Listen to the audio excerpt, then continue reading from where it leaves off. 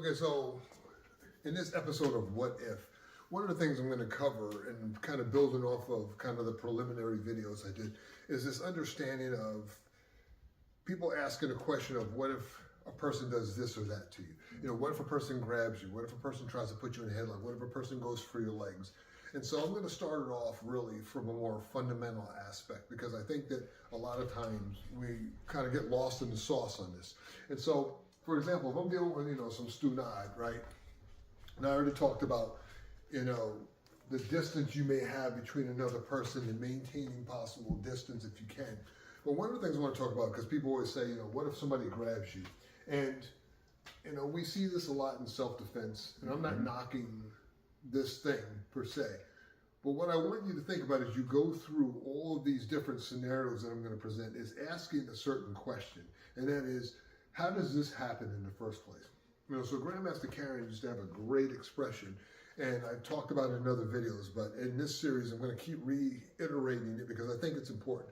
This understanding that if you already know, just follow my logic here, if you already know you're in a situation, for whatever reason, however it started, the question becomes, somebody goes to grab you, why are you letting them put their hands on you in the first place when they're already, especially if they're already expressing hostile intent?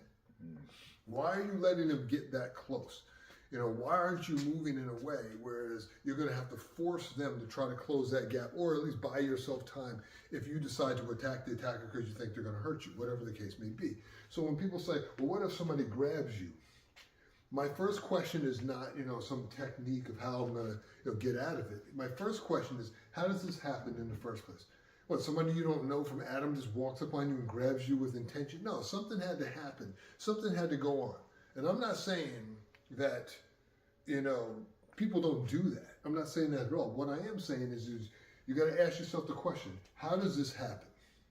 Because answering your own question or asking your own question, you've already resolved like 50% of it.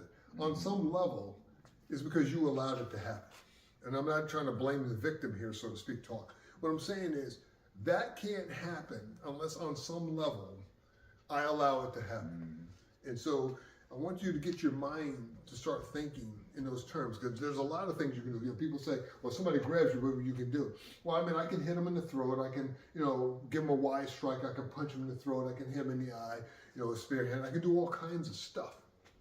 But none of that matters if my mind isn't in the right place and this goes to happen and I'm not just trying to clear whatever I got to do. When we were little kids, we played this game where people try to grab you and you slap their hands away. If you watch wrestling, or jiu-jitsu, when people are in there trying to grab, you see people slapping people's hands away all the time. So it's not like it's a hard skill for humans to do. But when it comes to self-defense, we act like people, for whatever reason, don't know how to do these things, which is nuts because people do it all the time, even people who don't even have any training. So if somebody grabs me and they're pushing and they're using, I'm just going to hurt them, whatever I got to do. My point is that, again, it goes back to how does that happen? How did that happen in the first place? Because for me, whether a person is a trained fighter or not, a guy grabbing me or trying to grab me by the head or the throat or whatever is a guy trying to grab me by the head or the throat. I don't know you from Adam on the street. You're just another dude. A guy trying to grab my legs, don't bother. I'll just try. A guy trying to do a double leg takedown on me or trying to grab my legs is just another dude trying to grab my legs. And so from my perspective, or our perspective in Warrior Flow, it starts off with the most fundamental question. How does it happen in the first place?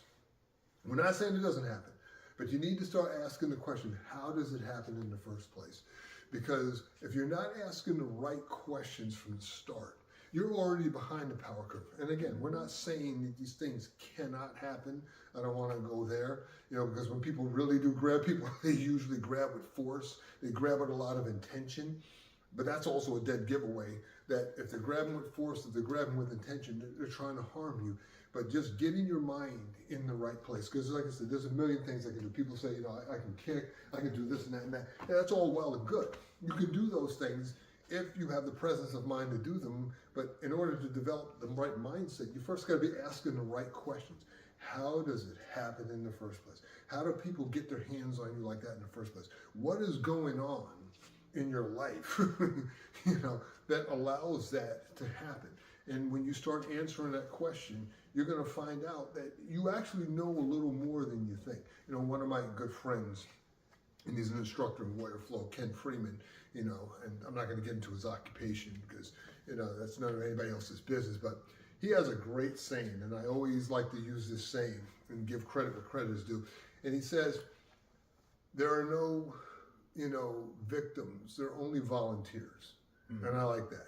Because what he's saying is, listen, we get the idea that you could be a victim, but you first got to be asking yourself the question, what had to happen? What has to take place in here for him to grab me? What do I have to be doing? Or what has to be going on where I'm getting this close where somebody can just reach out and grab me? What has to be going on? Because if I have distance, now he's got to close that distance. If he suddenly moves toward me, well, I know something's up. Because there's no reason in most cases for him to be suddenly moving toward me. And I'm not saying, of course, because, I always got to caveat these things. You got some old lady walking up to you wanting to get the time that, you drop an elbow into her or something. That's just stupid.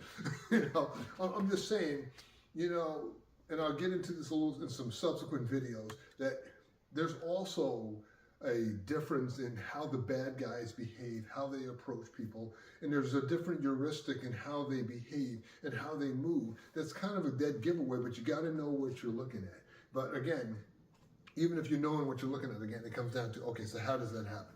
So I just wanted to, put that out there so as I continue on, within these different, examples, and I start showing actual techniques of things you can do, because I don't believe anybody's got the full answer on any of this stuff, myself included, that you could start at least thinking differently about how you would set something up to be able to protect yourself.